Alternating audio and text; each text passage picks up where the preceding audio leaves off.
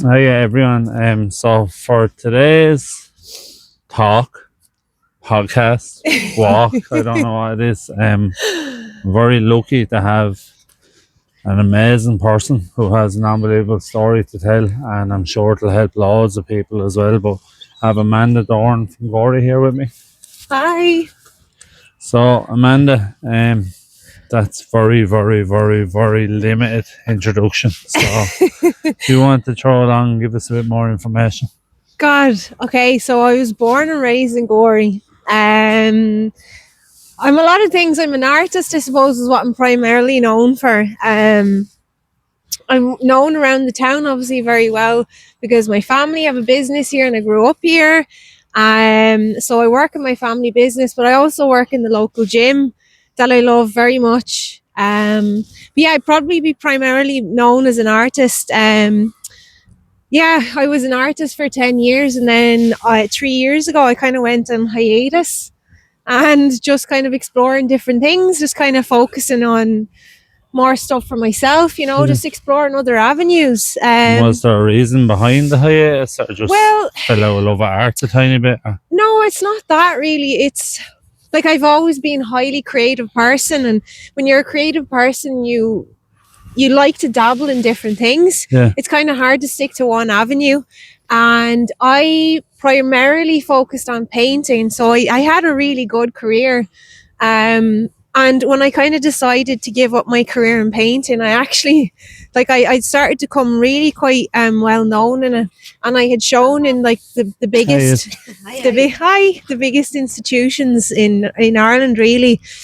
And I felt very limited in that format. Right. I just think it was more so it's very hard to explain. It's like it's exactly like being a musician, and if you want to be a musician that's kind of makes music for different genres, but if you've kind of stuck to doing, say, like jazz music, but you want to do pop music or metal music, it's kind of hard to be that one thing. Or to try and be more than that one thing. So I was kind of really focused in on painting, which I did love and I really enjoyed, but I felt that it wasn't enough for me. I've always loved like storytelling, and I'm a very very much so people person. Yeah. I love interacting with people, and I felt that the format of how I was being creative was somewhat limited. And I felt that it just didn't suit my personality. Because I think I wanted a platform to be like a platform where I could be more expressive and be more immediately connected with people. So yeah, I did it for 10 years. I kind of felt like it run its course, that I kind of started to fall out of love with it. My first passion was always been like performance. When I was really, really young, I wanted to kind of be on stage and acting and singing and dancing. Things like that. But my first love then was kind of storytelling, writing, and illustration. So yeah, so I kind of wanted to step back to see where that could, or what could come of it, taking a break from it. Yeah, so falling out of love with it, needing to kind of change the paces, see what else is out there for me. I did a lot of stuff in the community, which I really loved.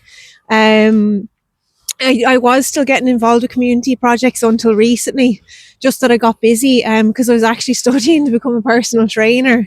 But yeah, so like I feel now that I'm ready to go back out as an artist and focus on different things.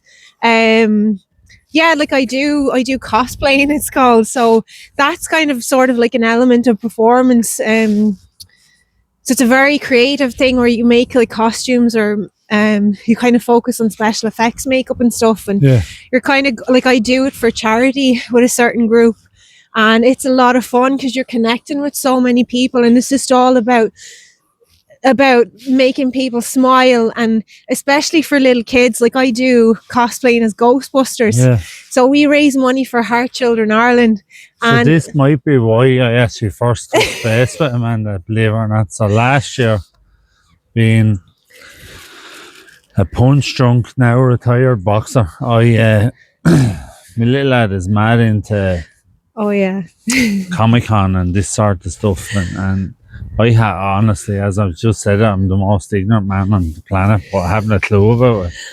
So I remember you had shared something about ComicCon in Dublin last year, Yeah. and I said, "Oh wow, I didn't know." And myself and MJ were going to it, and I remember you saying, "Oh, you'll have an amazing day," and I won't lie to you, I was so apprehensive, right? But it was the nicest event of all time. It was unbelievable, like. It's huge. I mean, I met the Ghostbusters years ago. Like, I've always gone to Comic-Con. It's just such a cool place. Like everybody's dressed up and makes such an amazing effort to replicate, like, say, people from movies or cartoons. So you kind of walk in, you're like, oh my God, there's whatever it is, Superman or Deadpool. Exactly. And you just, oh, can I get a picture with you? And it's just joy. Yeah. So I've always gone to it, but then I met the Ghostbusters a good few years ago, and they always kind of said, oh, why don't you come along with us? So this year I joined them. I bit the bullet and I joined them, and I was like, this is the best fun ever. It's obviously fun dressing up. Yeah. But it's the group. They're like a family to me. We've just such love and respect for each other, and we really, like, obviously the main thing is we do it to raise money for charity, but it's also just an outlet for us, which is, there's no kind of hierarchies or airs and graces. It's just about us getting together and having fun, and I'm really blessed that I have them. They really are like a family to me. But it's amazing being there to see adults reliving their childhood and just being like, oh, you probably think I'm a fool and I used to love this and that, and you're like, no, this is why we're here. We're here to embrace that, and just because you loved it when you were a kid doesn't mean you can't love it now. And then especially it's kind of a route of escapism, really, fandom, especially say for kids that are struggling to fit in, or maybe they have like certain kind of conditions or special needs of some sort. You find that they're kind of attracted to maybe the gaming and movie community and stuff, because it is like a form of escapism, and it's lovely community to be like in a space where it's like, well, no, you're safe here. I mean, it's non-judgmental, and we're all just here to celebrate whatever our particular obsession is, whether it's Marvel or anime or manga or whatever it is. And it was like, I have a friend, and I probably wouldn't have classed my friend up until fairly recently, but I've got to know him fairly well through doing this sort of stuff. But Danny Earls, and he's one of the leads. Oh, really? Yeah, Danny's a gentleman. He's one of the main illustrators for Marvel. So, oh yes, I know of him. Yeah, yes, he's phenomenal. Like, Danny is a gent, and MJ got to meet him as well. And honestly, I was blown away at how nice everyone was. Like, they were just so nice to people. It was a beautiful day. Actually, it was really enjoyable. It's very expensive. Yes, it can really be. Enjoyable. You do have to save up for the year to do it. But it's worth it. It really is. And that, right? So we have the other. Well, I've known you. Like, I think I'm probably 3 or 4 years older than you. But so she said she had a family business. It is Malacca's in Gorey. So I've known him all my life. I've probably been ran over a couple of times when I was younger as well. So. But yeah, I would have definitely been a good few years ahead of you in school, but we've known each other, and then it was only in the last year really I've seen we both use the same gym, Fitness First, which is unbelievable. It's like a little community itself. It's lovely. And I've seen you there, and so I suppose the way I probably started all this, because I do believe fitness has a massive part of it, and not even fitness, right? So this even being outside, going for a walk, fresh air, I think it's massive, and the benefits of it are massive. And I think it's the of giving yourself the time and the space. Yeah. So it's to, like, your head. It's giving you your headspace. So whether it's going for a walk and reflecting on what's going around, just tuning into yourself. That's what I find. And so MBK, the company I've set up, MBK Survival Training, it's a mental health workshops and stuff like that I run, but it would have come off the back of Headspace Corey that I launched for Talk to Tom, back when I was missing more punches in the head than taking.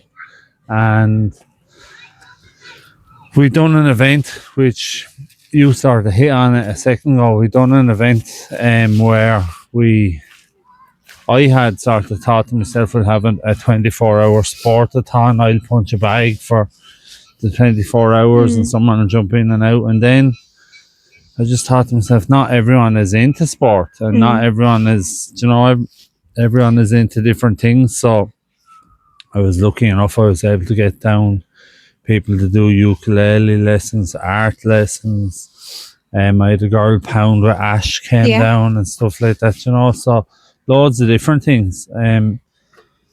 But that escapism, I've always, that sport or fitness has always been mine, and I see you a massive amount in the gym, so you obviously have gravitated towards it as well. Yeah, like I was really overweight when I was younger, and I took it upon myself to lose weight. I was bullied a lot all through school because of obviously being overweight, and then I was always different. I was always into different things than a lot of the kids I went to school with. And then when I kind of got to my young teens, I decided that I wanted to lose weight, and that's how I started being active. So I always kind of just did it, as I wouldn't even call it a hobby at that stage. It was just for the sake of my health. But then actually, unfortunately, I developed anorexia then when I was 15, 16. And yeah, it was like really, really bad. And that's a thing that lingers with you for a really long time. And even though, I kind of I was really overweight, and then I was severely underweight. And then I kind of had come back to a healthier weight eventually, but still kind of the mentality around it, how you see yourself or your relationship with food, that would kind of always, that was always, I don't know how to say. Yeah, it was always a struggle with it. But when I was in my early 20s, I got a back injury. So then I actually had to exercise for the sake of trying to keep my back healthy, because everybody knows when you get stressed, your back injury flares up. So I kind of struggled with that as well for a long, long time. And I ended up actually needing back surgery when I was 30. So it would have been it was 7 years ago. That was really tough dealing with that, the recovery from it and stuff. But obviously the whole time I was keeping active and keeping fit, for the sake of my back. All that time, obviously I had not a great relationship with my body image. I kind of, my relationship with food was okay, but it was always my relationship with my body, how I felt in my body, how I seen my body, was something I always battled with. So after my back surgery, I was doing like lots of Pilates and yoga, and that's what they all suggest to you. But then it was suggested to me to join the gym and lift weights. And I was like, that's crazy. I mean, that's going to injure my back even worse. And it took me a very long time to not be absolutely terrified. After my surgery, I was so afraid to even lift a dumbbell off the floor, because hinging, I have to be careful with hinging because my surgery is on my lower back. I was petrified of lifting a dumbbell, petrified. So I had a bulging disc. I actually have 2 bulging discs. So it was just always in my head, so afraid to like pop it back out again or pop another disc out. I feel your pain. I had 4 bulging discs and the bottom 2 herniated, and really, they rubbed off a root nerve. So yeah, it's great crack, isn't it? No, Jeez. Well, it happened. Do you want to know where mine herniated? In the introduction of a fight, I bent over in the introduction like that, and I heard this snap, and you're in the ring. I couldn't turn around to my coach and say, my back's gone. So I had to fight 6 rounds with a herniated disc. Oh my God. Yeah, I understand. Yeah, the fear. It's the mental torture of trying to be patient with it. But anyway, after the surgery, it was a journey, because obviously then, I was in so much pain before my surgery. Again, my weight dropped down again because I was just in chronic pain. So after my surgery, I'd recovered, And I was like, look, try this weight training. It's going to be really good for your back. It'll build up muscle. So slowly I started to get into it. And so that would have been, I think it was 2018 or 19. And I fell in love with it. But I was doing lots of other things. Like I was doing calisthenics. I was doing dancing as well. So I always kind of kept up the gym, but maybe only going once a week. But so 3 years ago, when I felt great, I did feel better. It really helped with my back pain. And the only time, because I had chronic sciatica because of the disc issue. So the only time I get sciatica now is if I don't train. Right. So say if I'm sick for a week or two and I'm not in the gym, I might get sciatica. So I obviously just was training, to keep my sciatica at bay. But then when I gave up my art career, I've always gone to fitness first, and I loved everybody in there.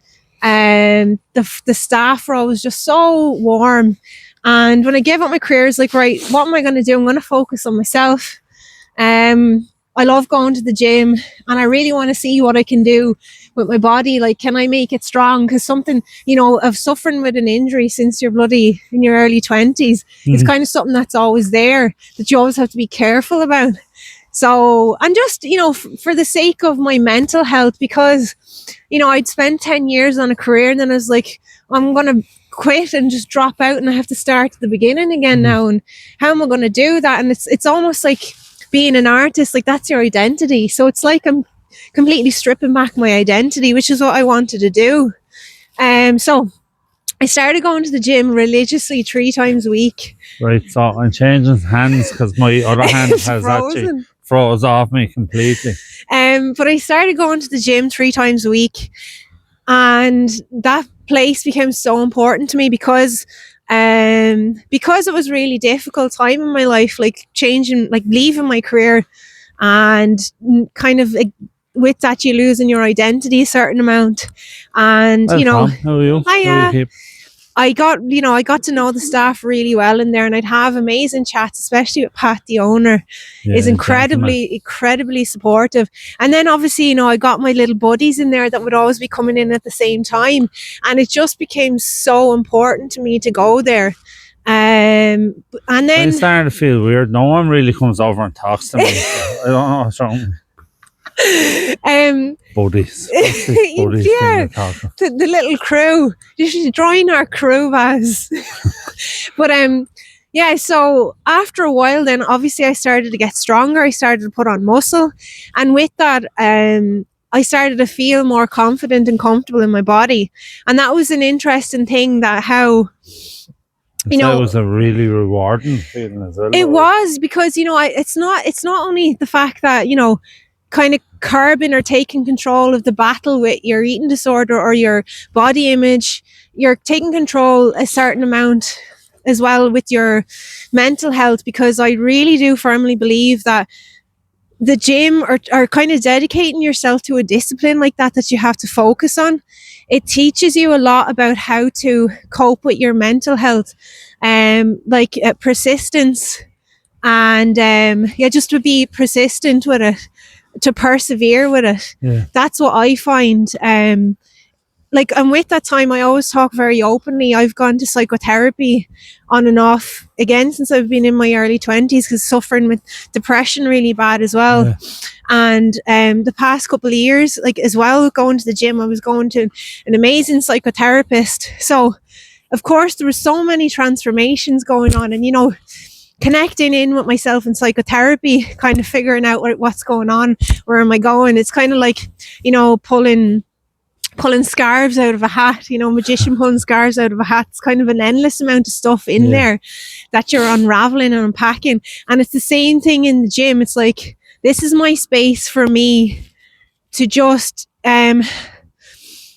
to not let my thoughts run away with myself. I'm tuning into me, I'm tuning into my body. Yeah. So as a PT, that's what I really teach people, is listening to your body and connecting to it, listening to your body if you're in pain, if this is hurting you, if it's fatiguing, to engage with the muscles properly. It's so important when you're in there to just focus on you, what's going on with you, and not kind of being somewhere where your thoughts are running away. It's teaching you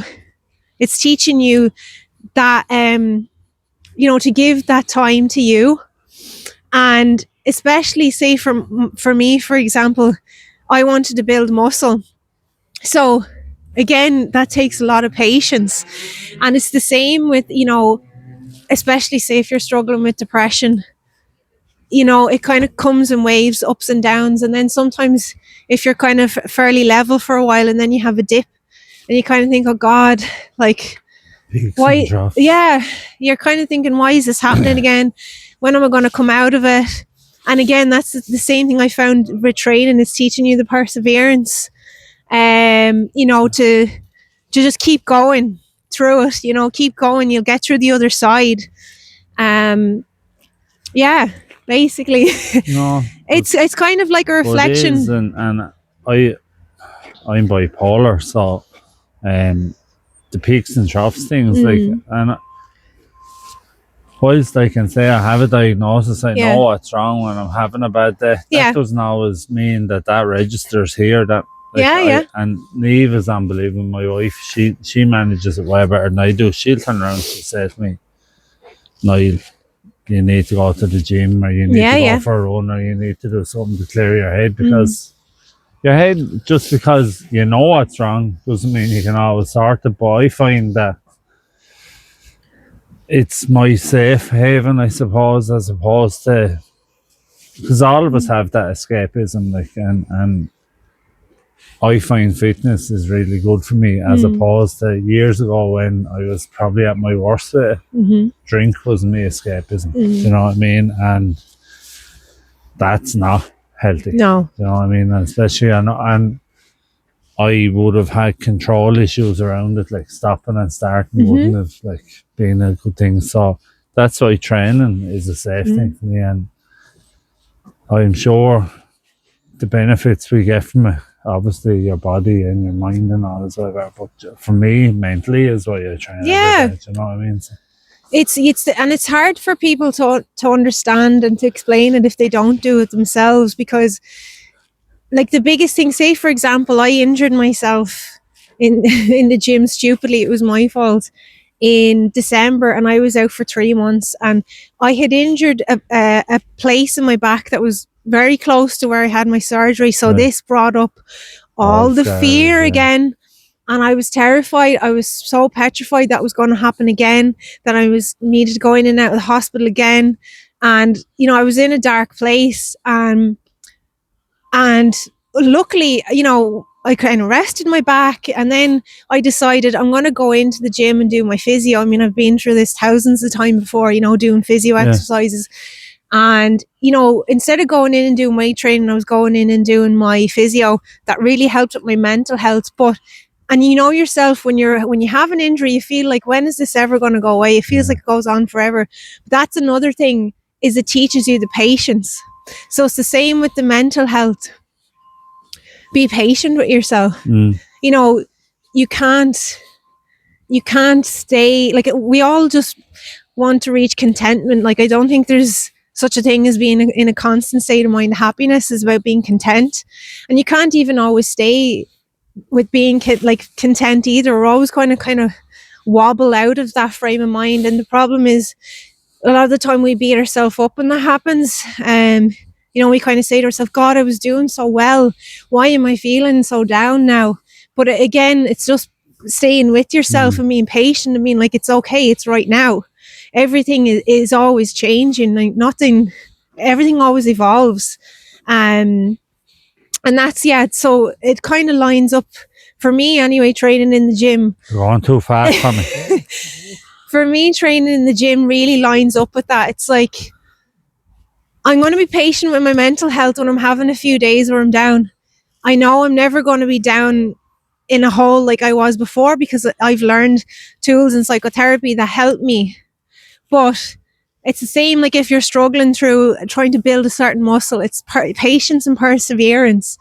I really do strongly believe that, for me personally, weight training in the gym, it really, links for me a strong mind, strong body for me. But that doesn't happen for everybody. It could be their own little outlet. It could be like playing soccer, boxing, dancing.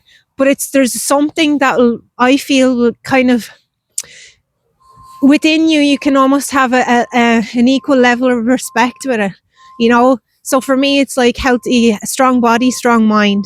You know, so whatever it is that you can equate with that strength or that respect. And for me, it's a big thing, probably because, you know, with my history of like poor body image, and the fact that I kind of said to myself one day, Jesus, I'm nearly 38 now, and I said to myself, God, this was actually only last year, I think I said, God, I'm nearly 40. I think I don't look too bad for being nearly 40. And it's like a lot of that image just melted away. It kind of changed my perspective of being like, instead of like having a standard and being like, I should look like this or I should look like that, it kind of reversed it being like... Would that have been a battle thing when you were younger? That showed or that percent? Because I know this is probably very sexist, but I know girls struggle with that far more than lads do. Yeah. For me, it's different. It's because I was overweight. I just wanted to be normal. Yeah. Which is it really, I mean, back in the 90s and the early 90s, normal was super skinny. Yeah. But for me, I found that because, you know, I was teased because I was overweight, and then I started to get teased because I lost weight quite quickly. And I thought, God, why is this world so cruel? And it's almost like I just wanted to be a normal weight so I wasn't a target. Right. That was my thing. It wasn't like I had a certain celebrity that I wanted to look like. Unfortunately, just because of the history of my mental health, you know, you kind of internalize it and you say, you just nitpick on yourself. So it's not like I compared myself to someone. I just internalized kind of insecurities and, you know, on myself, basically, on my body image. And it's just such a subliminal thing that we grow up around, not just with, you know, what we see in social media or TV or family as well. You know, you're constantly hearing people kind of saying, God, I wish my legs were bigger, or I wish my arms were smaller, and all this stuff. And all these little things can be internalized, and we start criticizing ourselves. And what I would love to help teach people is like try so hard to erase all that and come down to the base level of you and just being like, God, what can you be proud of in you? Stop saying, you know, stop having a comparison. Just come down to your base level and find the things about you that you think are good or things that you've achieved. And that's self-acceptance, you know. And that's, I really believe, like, the key to happiness. And I'm very, very blessed, and I'm very lucky. I have persevered through a lot of crap. I've worked really, really hard on myself, and obviously that's, you know, a lot of that is thanks to my psychotherapist and stuff. But it's obviously because I'm a very, you know, strength. So you've talked massively about your love of weights and your love of weight training, your love of the gym, right? Well, I firmly believe that we all carry a cross in some way, shape or form, and everyone's is different, and everyone has different things they're not happy with, or different things that bring them down or bring them up, or whatever it is. But it all builds strength, and unfortunately, and I'm sure, like, this is way more than I was expecting to find out today, even from you, which is deadly, and I know it'll help so many people. But like, I think one of the biggest things I try to do with all of the podcasts, or whatever this is, right? So what all of them is that I like people to see that even though we're all so different in every way, we all have such similar struggles. And the fact that you're having like I always say that, like, it's not everyone woke up today feeling amazing. Some people felt horrendous, but every emotion is temporary, and it's just to have faith in yourself to push through it and to get through it. But the strength that you have built from like, Jesus Christ, I didn't know all of that. Like, that's massive. So you Yeah, should be. it's So you should have an unbelievable amount of pride in your journey, yeah. and that's why I know. Like, I shut my mouth for most of this because I swear to God, you have to blow me away, right? But like, that's amazing, and you are helping people. I see how good you are with your clients in the gym. I see how good you are to the staff. You're very kind. You're lovely. You're always really happy, lucky, and smiling.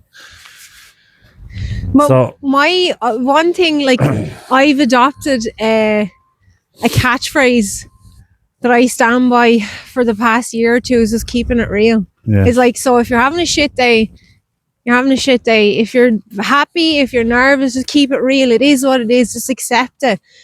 Like you said, it's everything's temporary. yeah, But like, for me, what I've learned through all of the stuff I've been through all my psychotherapy, I've been through many different types of therapies and counseling, you know, to kind of deal with this thing of, you know, I remember when I was in my late teens and early 20s, I was like, again, no. I was, That hand is now gone dead. I remember, like, I was saying to myself, I don't like the way I feel, and it doesn't have to be like this. Yeah. Like, I know I can feel happy, and that was kind of always my goal. I was so determined to feel happy in life, and not just, okay, it is what it is. I wanted to be happy. I wanted to thrive and not survive, and I'm still searching on that path. But the biggest thing I've learned, what I try to give to people, so I really want to help people. But it's not necessarily, people have said to me, "Well, would you be a counselor or psychotherapist?" And I'm like, no, that's too serious for my personality type. But what I want to give people is a space where they feel like they can be themselves with me, because that's the key to life. If you are just yourself and you accept yourself the way you are, and it's so hard for people to do that because we condition ourselves. We've been conditioned by others since we were so young. It's like the thing of, okay, self-acceptance. If I want to go to ComicCon and be a big nerd, that's the way I'm going to embrace it. I'm going to shout out to the world. If I want to have red hair and tattoos, that's what I'm going to do. I'm going to embrace it. There's no fear in anything. It's just accepting and celebrating who you are. And it sounds simple, but it's so hard for people to do that. And like, I've been told a lot that I make people feel comfortable around me. And I love, even for that moment, if it's just me and them for 10 minutes and they can have a little conversation with me and they can say, oh, I don't know, say for example, like, I love SpongeBob, and they're like, oh, I love SpongeBob too. And then they just have like this little 5-minute conversation with me talking about something they love, you know, whereas in the outside world, they might feel that, you know, they're too ashamed, or that it's wrong, or that it's just a fear. You know, they have some sort of fear. But to me, that's the key to life, is just isn't that celebrating yourself. But that's some amazing quality that people are able to take off that coat of armour that we all put on, and to relax and pull down the shield and just start to be open and say, oh, you know, that's it's so hard. Like, it is, and it's not necessarily how, like, it can be lots of things. It's the things that you're interested in, how you look, how you dress, you know, your job. We all have these things that we think we should be doing, or how we should be. But it's so hard to strip it back and just tune into yourself and allow who you are out and just embrace it. Yeah. And that's, to me, the key to happiness in life, or contentment. Well, a really nice, now we're coming to an end now, because I've lost the feeling about my hands, right? Look at, you're clever, look at gloves. But I would hope after that, like, because you've had, and that, I wasn't aware of all of that, or well, much of it. So you've had a massive journey of ups and downs, and peaks and troughs and highs and lows, and I'm sure, I'm going to say this, and I'm trying to upset anyone, but you will continue to have ups and downs and peaks and troughs and highs and lows. But from listening to you, the one thing I'm sure of is that you have a massive strength, and I hope you're really happy in yourself at the minute. Yeah, I am definitely. And you know what? I am really happy in myself. I'm really proud of myself because I stopped looking for something external to be or compare myself to. And I just stopped, went inside, listened to who I was and what I wanted. And I gave myself all the things I want. Is like, oh, you want to do that? We're going to do that. You don't want to do that anymore? We're not going to do that anymore. That's all. Is I just listened to myself. Brilliant. Right. So questions then, right? Questions. This is the real guard in me coming out now. Right? Oh God. Very easy to say now, having been through everything and come out the other side, thank God, and come out in an amazing way, well done, right? But if you were to give advice to 14-year-old Amanda Doran, what would you say? Just keep going. Just keep going. Yeah, don't be afraid of being who you are. You're perfect just the way you are. Yeah. Just keep going. That's a beautiful thing. Yeah. And right, so and then for anyone now struggling, clipping the arse off 40 like me and you, well, you're a lot younger. Oh yeah. And battling, what would you recommend? How would you say? We can only give recommendations, everyone is different, but what would you recommend or what advice could you give to someone? Especially, right, because looking at you from my eyes, you're a beautiful young woman, strong, powerful. I honestly didn't know half that journey. And even for you to say that, that's amazing, right? And that's why it's going to be such a powerful interview. But for anyone out there, our age maybe, or well, you're younger than me, but in and around our ages, what would you recommend if they're going through a hard time? I reach out to a lot of people. The most important thing is to talk to someone. Somebody is always willing to listen. Oh yeah. Always. You mightn't feel like somebody always cares. I know that's really difficult. But somebody will always listen. And by saying it out loud, whether it's God, I'm having a shit day, God, I'm struggling with something or something extreme, saying it out loud, a burden shared is a burden halved, definitely is a big thing. And we all have a vital role in life. We all deserve to be here. And just don't be afraid to speak. When somebody says to you, I'm always going to be here for you, try so hard. Be brave in the moment that you're really struggling. Be brave and say, God, I think I will reach out to that person who said that they're always going to be there for me, because I know how hard when you're struggling for many different reasons, you feel like nobody cares or you're embarrassed or it's too hard, but just try and be brave and just speak, say whatever it is you're struggling with to that person. I promise it'll make you feel, it could be 5 times better, 1,000,000 times better, but it will help. And the biggest thing is persevere. We humans are emotional creatures. Sometimes we get very disconnected from that. But if you're in a lot of emotional pain and it's tough, let it out.